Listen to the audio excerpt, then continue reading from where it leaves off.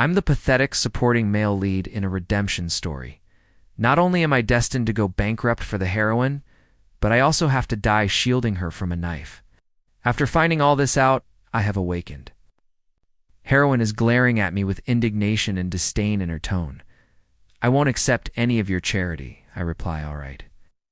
Then without missing a beat, I snatch the car keys and bank card, wave casually under her shocked gaze, and say bye now. Finally, right after the morning break, Willow storms up to me, throwing a set of car keys and a bank card at my chest. I told you I don't want your charity, she snaps. She pauses, then adds coldly, and stop wasting your time on me. I'll never like you. Standing at the bottom of the steps, I look up at her confused. I don't understand. Willow can't even afford proper meals.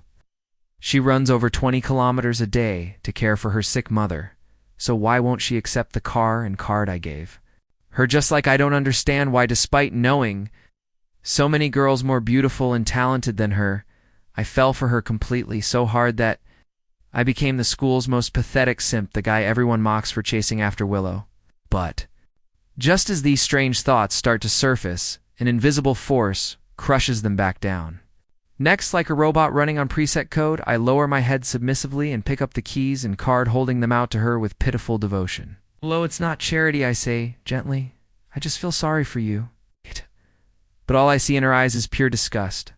She spits out, your pity makes me sick, and without warning, she shoves me hard. I lose my balance and tumble down the stairs. A wave of dizziness overwhelms me. Suddenly, a new memory appears in my mind. More precisely, it's not a memory. It's the plot. Turns out I'm just the side character in a school set. It's a redemption story. Willow's true love is her childhood crush, the perfect golden boy Makoto. Half a year later, her mother dies. She fails her college entrance exams. Under immense pressure, she finally agrees to be with me. She accepts my family's sponsorship and studies abroad. I thought we were starting a new chapter together. Thought it was a humiliating compromise. For 5 whole years, she barely looked me in the eye. When we returned home, she and one of my company's executives colluded to steal my family's fortune. When my enemies came knocking, she left with Makoto. Without hesitation, watched coldly as I was stabbed to death and bled out. The last image in my mind was of me collapsing with blood pouring from my chest, while Makoto had his arm around her and she walked away without even a glance back. Her cold expression at 25 overlaps perfectly with her current 18-year-old. Scornful glare. I stare at her in a daze for half a minute. Willow falters for just a split second.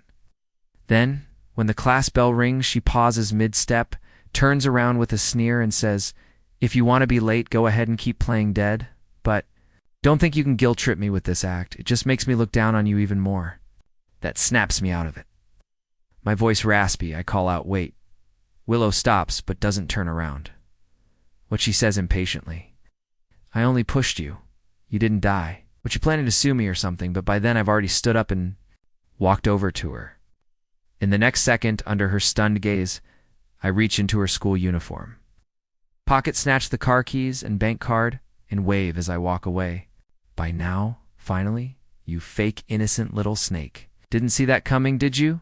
I've awakened. This broke loser, whoever wants to provide aid can go ahead.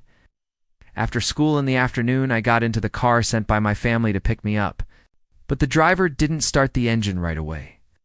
I was wondering what he was waiting for then. A slim figure passed by, and the driver uncle immediately rolled down the window and waved.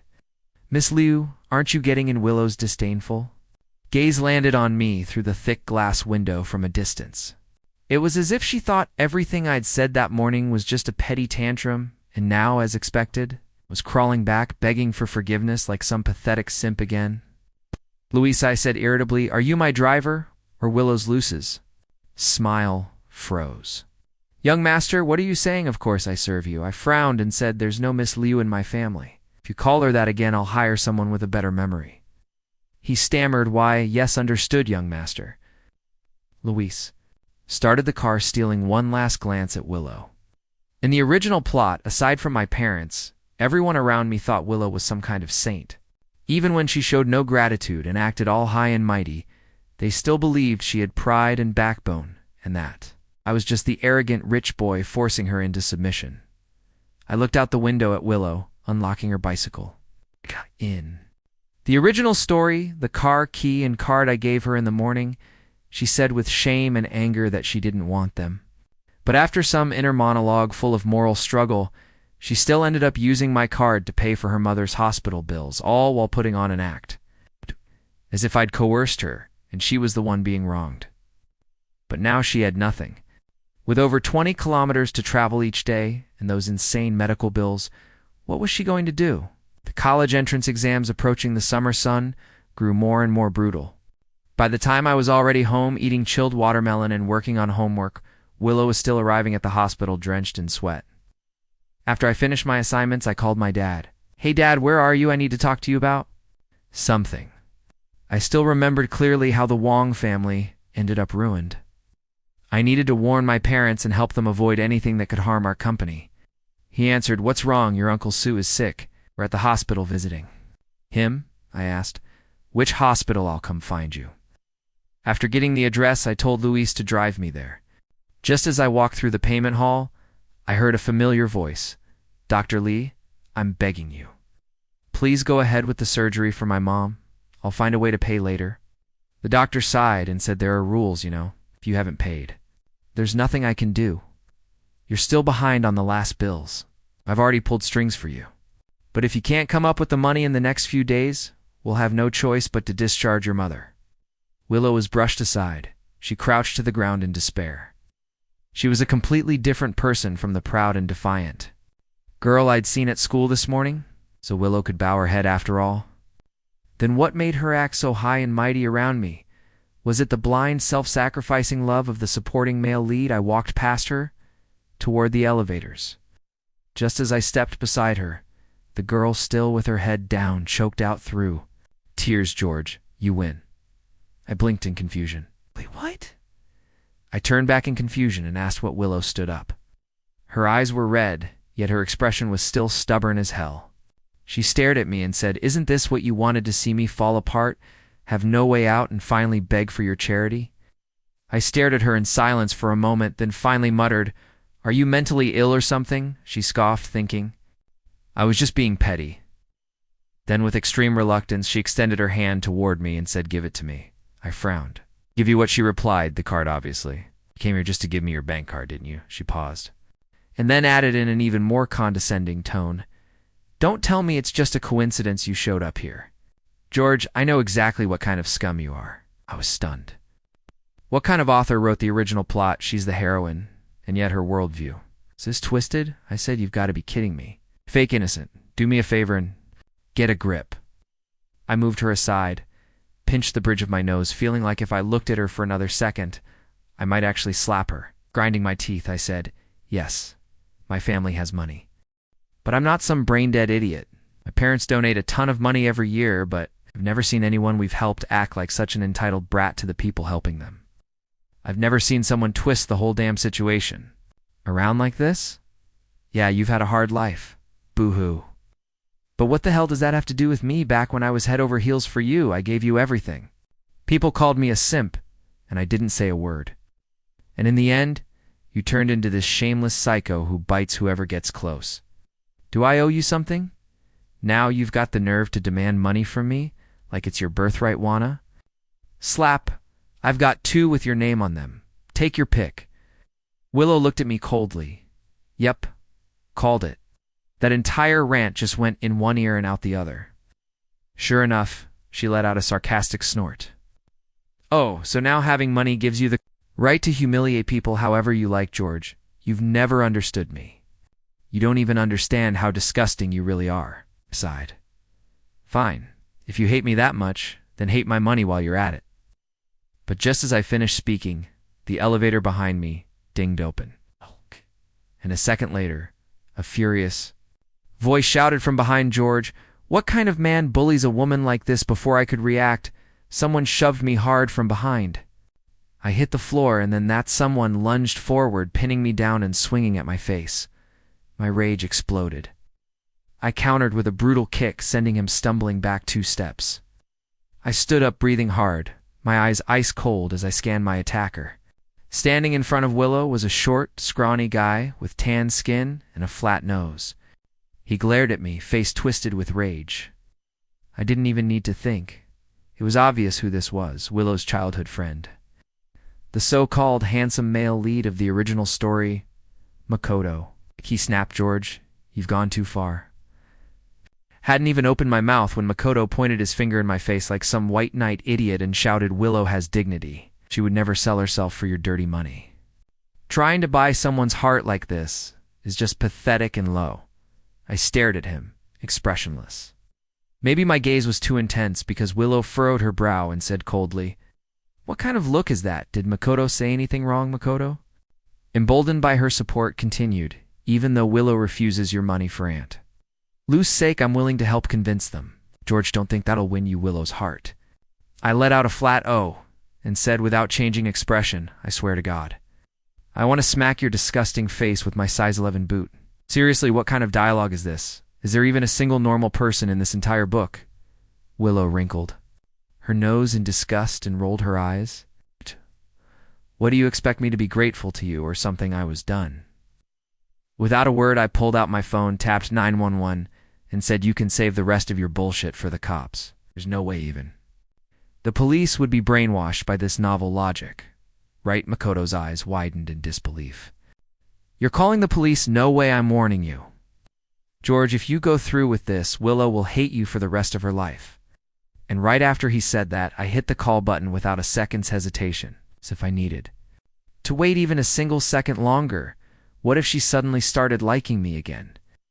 During the 20 minutes we waited for the police to arrive, Makoto tried every angle to talk me down. "George," he said, "I know this is all because your bitter Willow rejected your charity. How about this? Give the money to me. I'll talk to her for you. Cancel the police call, and we'll call it even. I only hit you because I wanted to. Protect Willow. Why can't you reflect on your own mistakes instead of dragging us down with you?"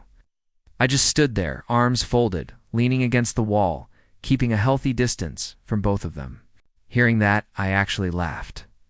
Wow. Call it even? You want to beat me up, take my money, and have me beg you to accept my help too? What am I, some kind of masochist? You really think you get the perks and the moral high ground? Not going to happen. The two of you can sit tight and wait for the cops. Makoto frowned. "Why are you so heartless? Sure, wanting to help people is admirable, but if you're going to help all the way, don't turn something good into something ugly. If the police get involved, Willow's life will be ruined. Can you really live with that, George, if you can't have her so you destroy her instead? That your idea of love that's worth nothing?" I smirked. "Help to the end, sure. How about I buy you 2 matching coffins? Add a couple's burial package. While I'm at it, and for the record, I'm not the one ruining your lives. You did that all by yourselves. You're the one who blocked my way. You're the one who got physical first. My only mistake today was not checking my damn horoscope. Could have avoided meeting you two clowns entirely." Their faces grew darker by the second. Willow's jet-black eyes stared daggers at me. Even when the police arrived, both of them still looked like they couldn't believe it. Like they were thinking, did George actually call the cops seriously? The police pulled the CCTV footage, and under my firm insistence, no compromise was made. They were held responsible for my medical expenses and had to report to the station for a formal warning and education session. Before leaving, Willow threw me a venomous glare, as if to say, "I will never love you in this lifetime." Shrugged. Indifferent. As if I ever wanted her anyway. I went to the hospital to visit Uncle Sue. That girl Anna Sue was there too. When she saw me, she let out a cold snort. While the two elders were chatting, I pulled Anna out of the ward. The first thing I said was, "We can stop sponsoring Willow." Anna's expression, previously full of disdain, changed in an instant. She stared at me, wide-eyed in disbelief. "What happened? Did you two break up?" I looked at her with a blank face. She didn't know we were never even together. Mother had her accident. I had secretly arranged for Anna Sue to sponsor Willow in the name of the Sue family. We gave her a living allowance of 555 yuan a month, and I even got her a full scholarship through the school. At first, Willow would politely write thank you letters to Anna. Of course, was the one who read those letters and the one who replied. Maybe I was too enthusiastic in my replies, always pouring in strong emotions. Gradually, our letters turned flirtatious, However, Willow had no idea and simply believed that the person exchanging letters with her was a boy with the last name Sue. Before I had awakened, I was so obsessed with her, partly because I believed Willow was as gentle and serene as she seemed in those letters, not the hysterical girl she was at school. Anna noticed my gloomy expression and pouted. "Fine, as long as you've thought it through. I still have to remind you, Willow is not a good person. Once the Sue family stops sponsoring her, she'll have no income. Spend your own money on her." As she spoke, she opened WeChat and forwarded me a few clickbait-style articles titled things like "How to Spot a Gold Digger Identifying a Pretentious Coquette" and "Why Marrying into the Right Family Matters." Said got it. Even as I spoke, I was filled with deep regret. There were still rational people around me. Why hadn't I listened before with all these thoughts swirling in my mind? I sat in silence during the car ride home with my dad. He was looking at his phone and asked without turning his head, "What's wrong? In a bad mood?" I sighed. "I was just wondering, what if our family suddenly went bankrupt one day?" My dad laughed. "That's impossible. Don't tell me you think your allowance isn't enough." As he spoke, he waved his hand and immediately transferred me 50,000 yuan. I said, "That's not it." I accepted the money happily, then said seriously, "I had a bad dream last night. Just promise me Daju and Mom must never use illegal means in business. And don't store any important files on the company computers." "Okay," my dad thought for a moment, then turned to look at me. "Okay, I promise." Only then did I smile again. I asked, "What are you reading?" He said, "A tweet from Dr. Lee." He raised his phone to show me. "A cancer patient is in need of donations." I was thinking of sending some money. The moment he finished speaking, my pupils shrank. I remembered the person in need of donations was Willow's mother. In the original timeline Dr. Lee helped raise funds, and my parents donated 200,000 yuan. But due to platform fund delays, the money didn't arrive for nearly 3 months. Willow's mother passed away before she could get the surgery. Crushed by grief, Willow directed all her hatred toward our family and Dr. Lee. She swore she would make us pay. And the result? Our entire family went bankrupt. Dr. Lee lost both his arms and could never practice medicine again, without even thinking. I pressed down my dad's hand and said, "Dad, we can't donate this money." "Why not?" He looked at me puzzled. "Our family donates millions to charity every year." Mere 200,000 meant nothing to him. I didn't tell him the truth. I simply said, "Cancer isn't curable. Rather than putting her through painful treatments, it's better to leave that money for the living." Oh. My dad didn't question me. He just nodded and turned off his phone. "You've got a point," he said. Since the incident at the hospital, Willow and I had entered a Cold War. Many students at school who were used to watching our drama quickly noticed something was off. During the class break exercises, Willow's group of friends came up to her and asked, "Willow, did you have a fight with George?" Our class and theirs were right next to each other, so their conversation carried easily over. It sounded like they were deliberately saying it loud enough for me to hear. From half a meter away, Willow's chilly gaze landed on me, then she let out a cold snort. Her friends immediately exchanged knowing smiles. One of them said, "What fight? Someone like George is just a simp. No way he'd dare argue with our Willow." Another chimed in, "Exactly. It's probably just that Willow doesn't want a deal." With him, a third said, "Don't be fooled by how George's face is all cold now. Just wait, he'll be running back to Willow with puppy eyes before long." "Want to bet?" They all instantly said they believed it. And honestly, who could blame them?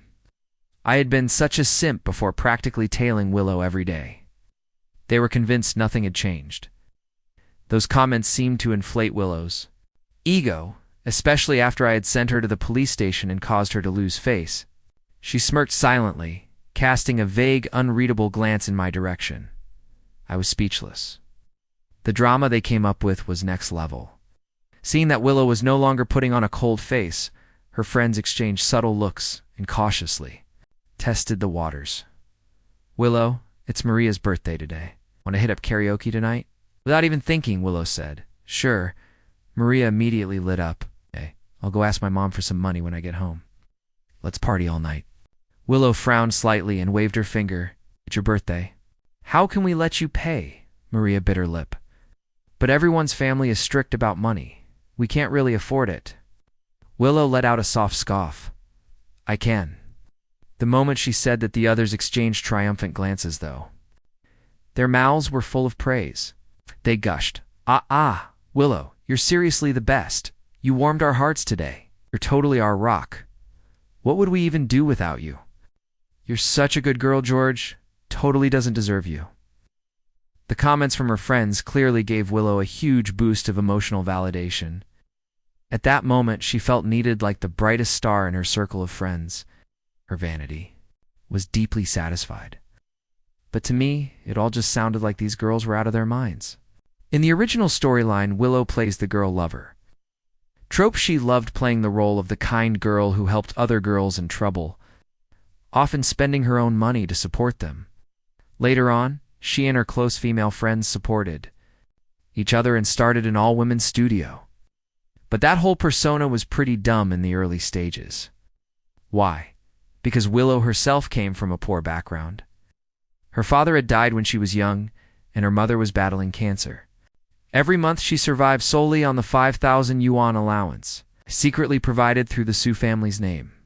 To a high schooler living on an average monthly budget of 1,000 yuan, that was a significant amount. Her friends showered her with attention just so they could spend her money. Willow, loving the feeling of being the center of attention, ended up spending a lot on them. As a result, during the entire 2 years, she was being sponsored. She didn't save a single cent. Looking back now, if she had just saved a portion of that money each month, and maybe picked up a part-time job on weekends, over 2 years, she could have easily saved up enough for her mother's surgery. After school that afternoon, I stood at the school gate waiting for my driver. That's when Willow and her friends came laughing and chatting toward the ATM next to the entrance. 5 minutes later, they came back out. Maria asked, "Why is there no money on your card, Willow? Didn't they transfer you next month's funding?" Willow's expression darkened. She frowned and said, "That's impossible. Subro isn't like that." She spoke. She rummaged through her bag for her phone and dialed a number. Blocked. A wave of humiliation and unease surged through her. The others noticed something was wrong and started chirping, "Willow, he blocked you. Maybe he doesn't want to sponsor you anymore. So, how are you supposed to treat us tonight?" Another girl added, "Forget about treating, what are you? Gonna live on now? Do you even have your own money?" Maria said. "I already called and reserved a private room." "What are we supposed to do with no money?" One question after another. Each one a dagger stabbing straight into Willow's pride. Someone as proud as her felt like she had just been slapped in the face. She clutched her phone, eyes gradually reddening. Then all of a sudden she looked up. Across several meters of distance, her cold, piercing gaze locked onto me. My brow twitched high, had a bad feeling. The next second, Willow suddenly stepped toward me. "George." She called my name in a low, deliberately softened voice, sounding almost sweet. "That 3,000 yuan I transferred to you last time, can you return it to me?" She was referring to the 3,000 yuan paid under police pressure compensation from her and her boyfriend for my medical expenses. I frowned. "Why should I give it to you?" she replied. "That money was ours, not the charity you used to throw at me." "Why can't I take it back?" I responded. "That was compensation. The police ruled you owed me for assaulting someone." Willow's face turned beet red. The way she looked at me, it was like I'd killed her entire family. Seeing I wasn't budging, she gritted her teeth and said, "I'll give you the medical fee back next time. Just return this amount to me first." I sneered and looked at her like she'd lost her mind. Then I turned my head away, done with the conversation. Fuming, Willow stomped her foot and shouted, "George, you're doing this on purpose, aren't you? Yeah, just because I didn't want your filthy money or feelings, you're forcing me like this." She glared at me with hate, took a deep breath, then closed her eyes like she was making some great sacrifice. Finally, she exhaled slowly and said, "Fine. I won't ask you to return the medical fee. I accept your charity. Happy now. There, everyone's watching. Give me the money." I was speechless. I said, "Willow, do you not understand plain human speech?" I resisted the urge to slap her and said, instead of running around celebrating birthdays with your friends and pestering me here, Maybe spare a thought for your mom's medical bills. Willow flinched. Are you threatening me? Just then, Louise finally drove up, fashionably late. I went straight to open the door and get in, but Willow grabbed the car door. My mom's medical bills are none of your business. Dr. Lee is helping me. Raise the fund, Sue. Can't use that to threaten me, she added. Just answer me one question. Still clinging to the door, her voice shook with anger. Are you giving me the money or not? I didn't waste words. I pried her hands off the door and shoved her aside. Bang, the door slammed shut. I said to Louise, drive. As the window rolled up, I looked Willow in the eyes and said, maybe ask Dr. Lee to check your head while he's at it. In the end, Willow still managed to get the money. But it didn't come from MIT. It came from Makoto, heartbroken.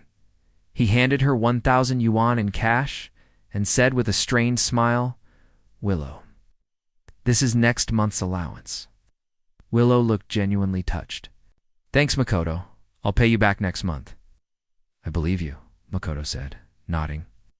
Then after a short pause, he asked, by the way, Willow, what college are you applying to? Without missing a beat, she replied, Peking University, of course. She was always a top student, always in the top 5. Admission into Peking or Singing Hue felt like a sure thing. But hearing that, Makoto's smile faltered. Willow, I want to go there too. I want to stay close and protect you. I'm just scared that if I'm not there, someone else might hurt you. He hesitated. But my grades aren't quite there yet. Willow hadn't really thought about any of this before, but after a moment she said, isn't there a direct admission slot? Makoto sighed. Yeah, but George is also trying for it. The moment she heard my name, Willow scoffed. So what? She said. Then, linking her arm through Makoto's money still in hand, she smiled. Don't worry, Makoto. I'll talk to George. We'll get him to give it up. The teachers love me, so does the principal. You'll get in. Trust me. Of course, I had no idea any of this was happening. The original timeline, I really did give up that spot. For Willow, still got into Peking University on my own. Willow, though, she didn't make it in. Ironically. Makoto didn't. Those university connections made revenge much easier later on. But now that I knew how it all played out, I submitted my own application without hesitation. The next day, I went to the Sue house and found every letter Willow and I had exchanged. In those letters, she called me Brother Sue and gushed about how kind, mature, and warm-hearted I was. Honestly, it was enough to give anyone second-hand embarrassment. Anna was watching as I ripped them up, laughing as she covered her mouth. If she ever finds out that her warm-hearted brother Sue is actually the guy she hates most at school, I didn't even know how to respond. We headed downstairs. And as we turned the corner, we heard a familiar voice. Uncle Sue, please don't stop sponsoring me. High school's almost over. Once I get into college, you'll be proud of me too, right? The sound of footsteps. She looked up and saw me. Anna rolled her eyes and said, seriously? You think our family is that desperate to fund someone like you? We could send dozens of kids to Peking every year if we wanted to. But to Willow, those words twisted into something uglier, like she was just some toy to the rich. Her eyes instantly went red. She pointed at Anna and shouted, so money gives you the right to control people's lives?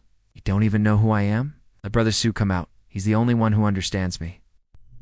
Anna just smiled, brushed her hair back, and stepped forward. Sweetheart, she said with a smirk, I'm the Brother Sue you've been writing to. Anything you want to say? Willow froze, eyes wide, trembling. Her brain couldn't compute that her gentle, dependable Brother Sue was actually a tall, sharp-featured, stunning girl, one who made even the campus belle feel insecure. She shook like a leaf clutching the side of the sofa. Then her eyes met mine. George, it was you. For a second, I thought she finally realized the truth. But the next moment, she grabbed a glass and hurled it at me. I dodged barely. Glass shattered everywhere. Security rushed in and pinned her down.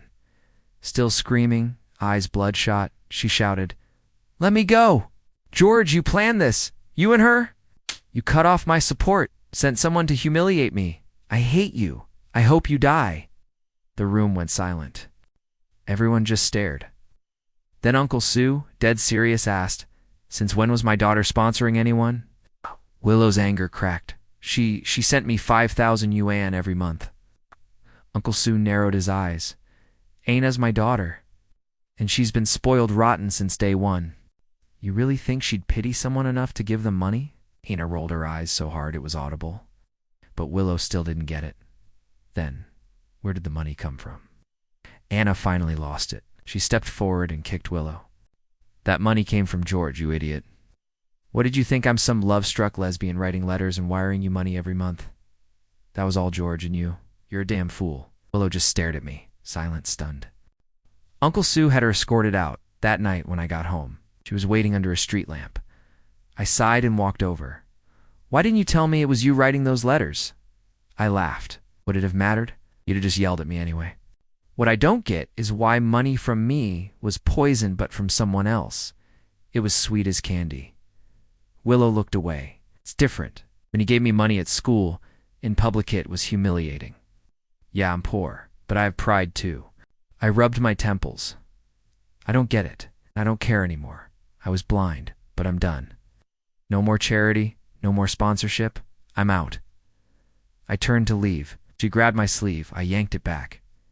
"You even know how much this shirt costs? You planning to pay for it now?" She let go slowly, but didn't leave.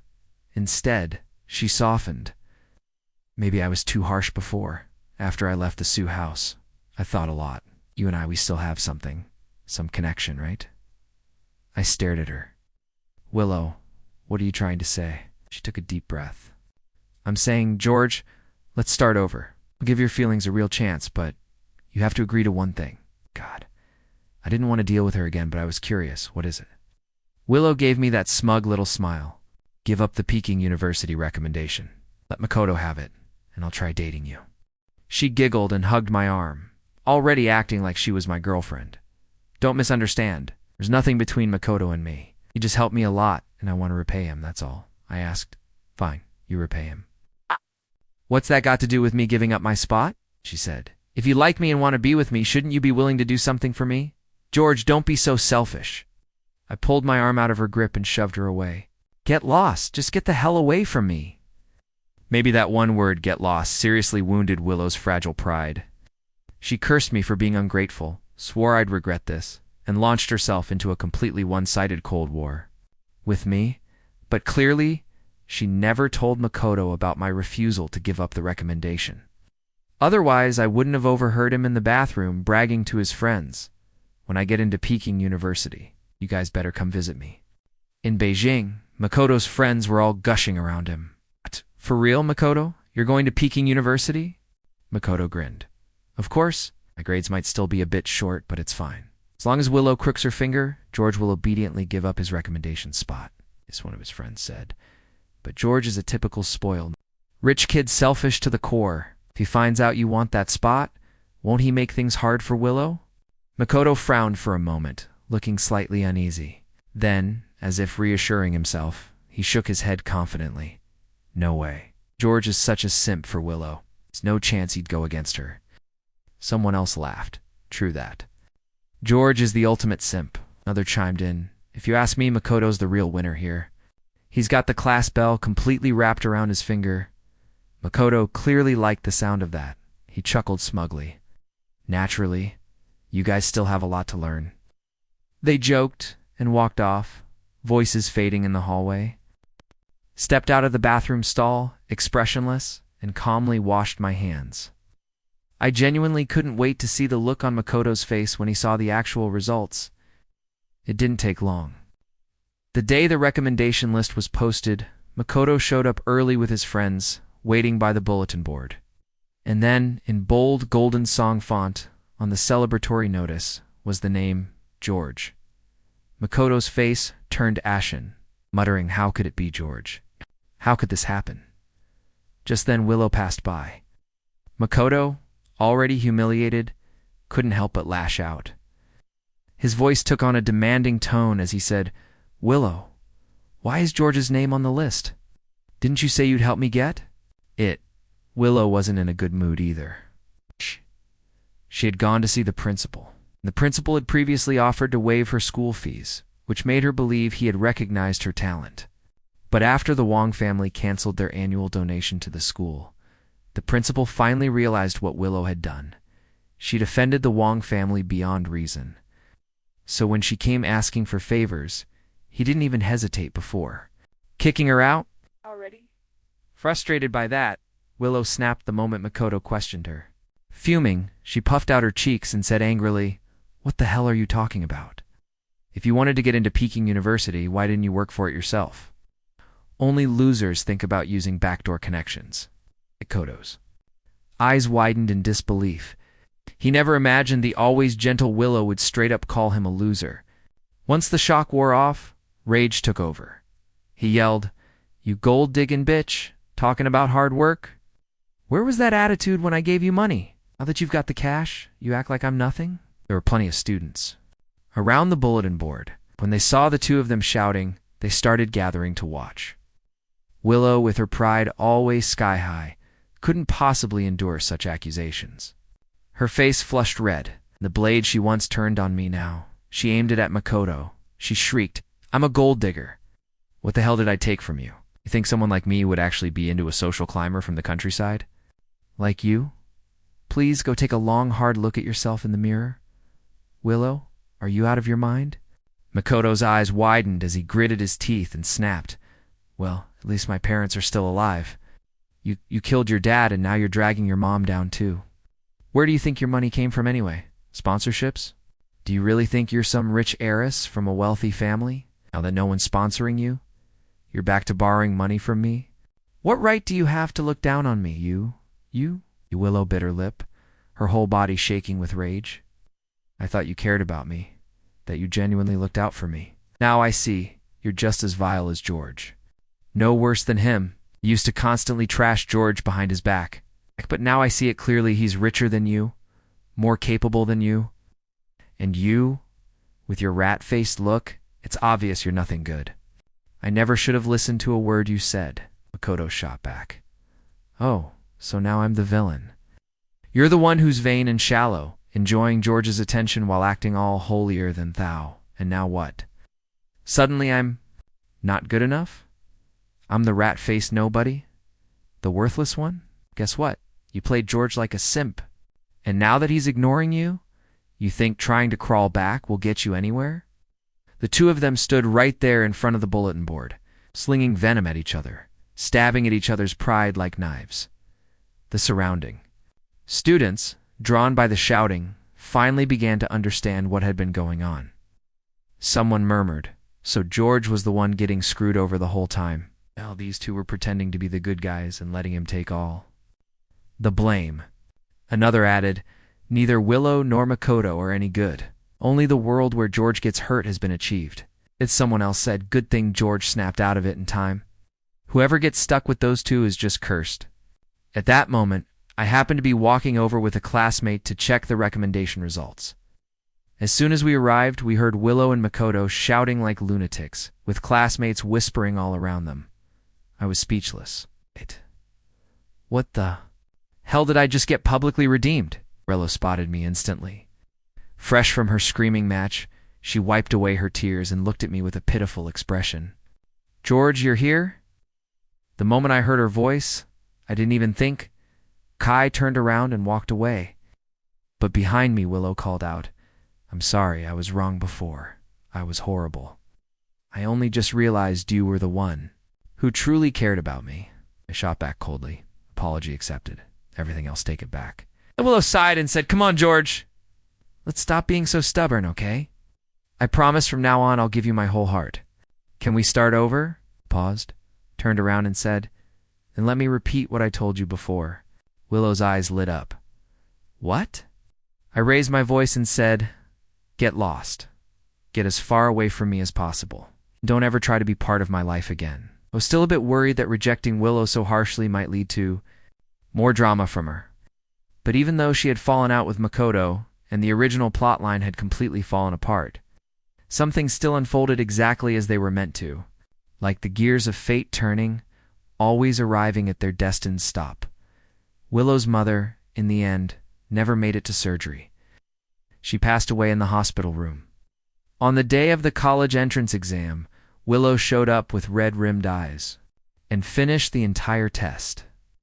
But it was clear her mind wasn't really there anymore.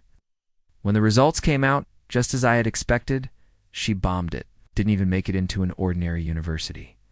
Meanwhile, thanks to the guaranteed admission, I happily headed off to Peking University. Right before leaving for Beijing, something suddenly occurred to me. I immediately called my dad. Dad, you still have Dr. Lee's WeChat, right? Send him a message, tell him not to go to the hospital. In the next few days, on the other end of the line, it sounded a bit chaotic. My dad said, "What? I'm actually at the hospital right now. Dr. Lee just got attacked." My heart skipped a beat. "What happened?" I asked urgently. My dad moved to a quieter spot before replying, not totally sure. Something about a patient dispute. A woman attacked him, injured both of his hands. Police have already taken her in. It was awful. She was screaming like mad when they dragged her out. I asked, "What was she screaming?" My dad replied, "She kept shouting, 'Didn't. You say you'd help me get the money for my mom's surgery? Where is it? Where's my money?'" Sounds like it was related to that donation drive Dr. Lee organized a while back. But the fundraising platform had some issue, so the money never made it out. Terrifying stuff. Dr. Lee was trying to help someone out of kindness, and ended up like this. Even if his hands heal, he might never hold a scalpel again. He's been practicing medicine for decades. He was a damn good surgeon. One injury like this, and countless future patients will suffer for it. What a tragedy. After hanging up, I let out a long, heavy sigh. In the end, Willow still chose to go down that road. In the original storyline, after the incident, I had begged my parents to help pay damages and hire lawyers for her. But this time, without my help, she probably wouldn't make it through. Eventually, Willow was tried and convicted. To 10 years in prison, this wasn't just a small incident. Originally, the Wong family had pulled strings and kept her protected. But now she had no one, no father, no mother. She'd even burned bridges with Dr. Lee. Honestly, the fact that she only lost her freedom and not more was already considered lucky. The day Willow was taken to prison, my father and I happened to be there as well. Across the crowd of people, her eyes locked onto mine. She looked worn and frail, world apart from the arrogant, radiant girl she used to be. It was like watching a female lead who had been given the power heroine. Script suddenly lose all her plot armor. Then she opened her mouth and silently mouthed the words to me from afar. "Help me, please." Oh, it suddenly hit me. She's not holding some powerful female lead script. She's the protagonist of a redemption story, someone who needs to be saved in the beginning in order to grow later on. It's too bad. The simp has awakened.